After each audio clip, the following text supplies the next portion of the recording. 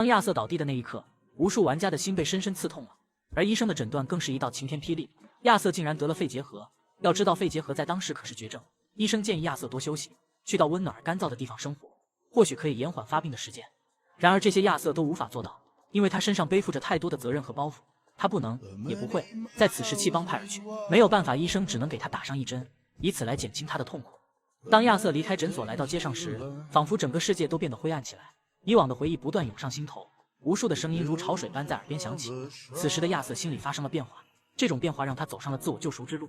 亚瑟先是回到罗兹镇，帮助布雷斯维特家的小姐和格雷家的少爷完成私奔，成就他们这段恋情的浪漫。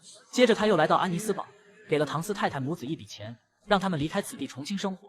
而在最后一次的讨债任务中，亚瑟见到的都是可怜人，有吃不饱饭的穷人，被人追杀的情侣，还有无依无靠的孤儿寡母。亚瑟实在是同情这些人的遭遇，于是他不但免除了他们的债务，还主动拿出钱来帮助他们。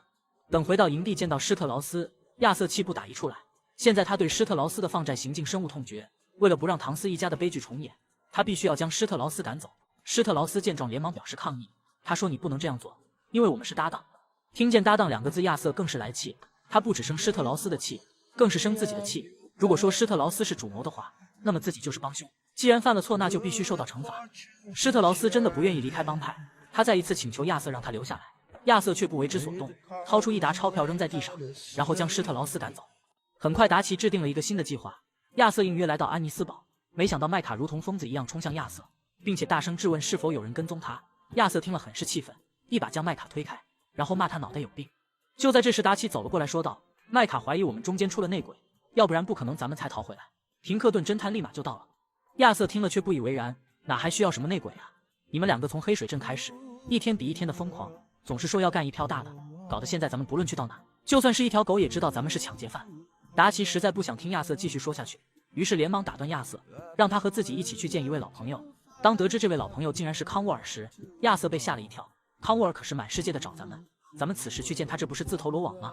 达奇宽慰亚瑟说，只是简单的拜访他一下，和他谈谈和平共处的条件。听了达奇的这些话，亚瑟将信将疑，然后跟着达奇和麦卡来到码头。很快，康沃尔的游轮靠了岸，接着康沃尔和米尔顿走了出来。原来康沃尔是平克顿侦探的大金主，而这次又给他们追加了资金，就是想让他们快一点把达奇抓到。等米尔顿他们离开以后，达奇几个人走了出来。正所谓仇人见面分外眼红，康沃尔说：“你抢了我的东西，还想活着离开吗？”没想到达奇却说 ：“You kill, I kill. You rob, I rob.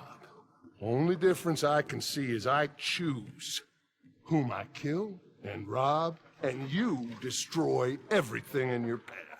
达奇的这些话说得铿锵有力，言之凿凿。接着达奇又开出他的条件，只要康沃尔送给他1万美金和一艘船，他就饶康沃尔一命。听到这里，康沃尔哈哈大笑起来，这简直是痴人说梦。眼见谈判破裂，达奇掏出枪来，一枪就把康沃尔给崩了。此时的亚瑟怎么也想不明白，达奇为什么变得如此疯狂，现在干掉康沃尔，这不是自寻死路吗？但此时也容不得亚瑟多想，眼前还是逃命要紧。好在亚瑟3个人枪法都不错，很快就杀出一条血路，最后终于摆脱了敌人的追捕。亚瑟质问达奇为什么如此冲动，你这样做很快营地又该被暴露了。没想到达奇却不以为然，咱们只要干一票大的，分散一下敌人的注意力就没事了。接着达奇看了一下抢来的文件，原来康沃尔为了扩大他的产业和买卖，最近和军方签订了一份铁路合同，并且他的炼油厂里还藏着大量的债权。得知这些内容，达奇又制定了一个新的普案，先炸掉铁路的大桥，然后再抢走康沃尔的债权。